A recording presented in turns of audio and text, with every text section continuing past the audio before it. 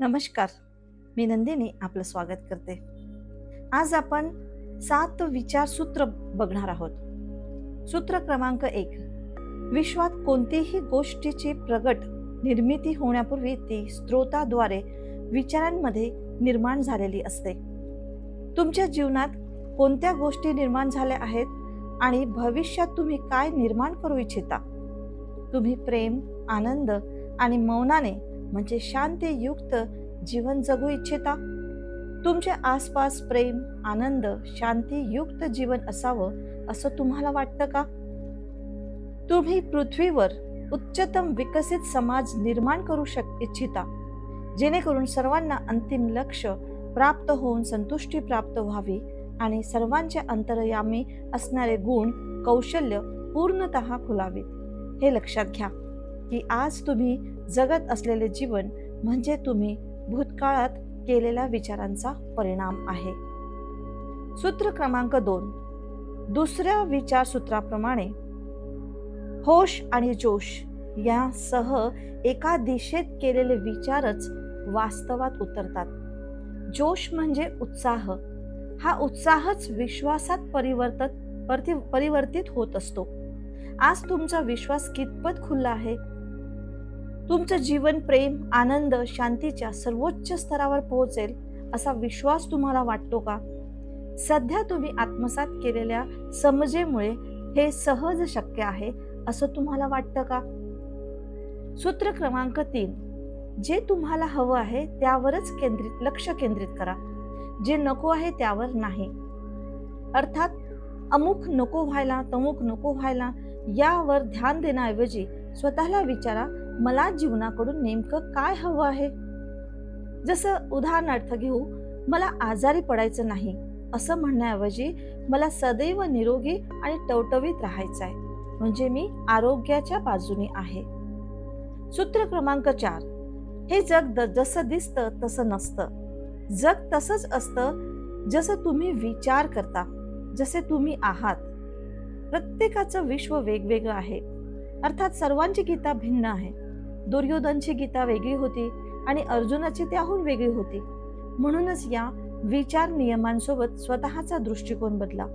कारण जे विचारसूत्र आपण ऐकत आहात ते म्हणजे सुखी जीवनाची गुरुकिल्लीच आहे. सूत्र क्रमांक 5. सर्व काही भरपूर आहे. समृद्धी हा निसर्गाचा नियम आहे. निसर्ग प्रत्येक गोष्ट भरपूर द्यायला तयार असतो.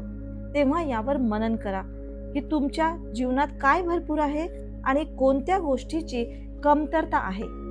तुम्हाला ज्या गोष्टीची कमतरता जाणवते त्याबाबत तुमच्या मनात कोणता तरी मूळ विचार घर करून बसला आहे. अशा मूळ विचारांना विलीन करून समृद्धीचा अनुभव घ्या. सूत्र क्रमांक 6. एखाद्या माणसावर इतरांच्या विचारांचा परिणाम तोपर्यंत होत नाही जोपर्यंत तो होऊ देत नाही. यासाठीच नेहमी असा विचार करा, माझ्यावर केवळ सकारात्मक गोष्टीचा, माझा विकास आणि तेज विकास घडवणाऱ्या बाबींचाच परिणाम हो.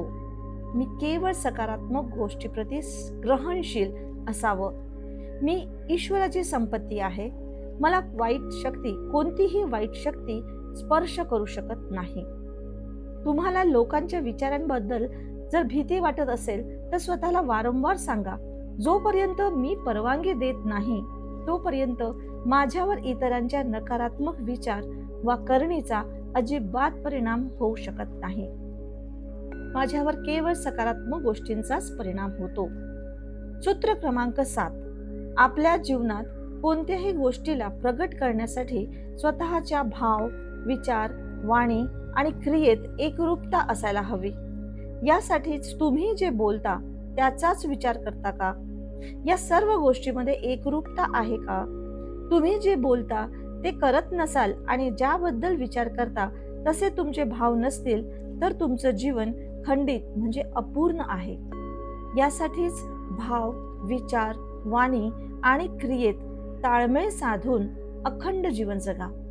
दोन्ही हात खोलून निसर्गाला संकेत द्या, मी प्रेम, आनंद आणि शांतीपूर्ण जीवन जगण्यासाठी तयार आहे. आता हळूहळू हात खाली घेत म्हणा, प्रेम, आनंद, मौन. प्रेम आनंद मौन, प्रेम आनंद मौन, प्रेम आनंद मौन. मनातल्या मनात प्रेम आनंद मौनचा जप सुरू ठेवा आणि हे करताना प्रेम आणि विश्वास असू द्या. ह्या ध्यान विधीद्वारे तुम्हाला निसर्ग संदेश देतो आहे, मी माझ्या जीवनात पूर्णपणे खुलायला आणि बहरायला तयार आहे. धन्यवाद.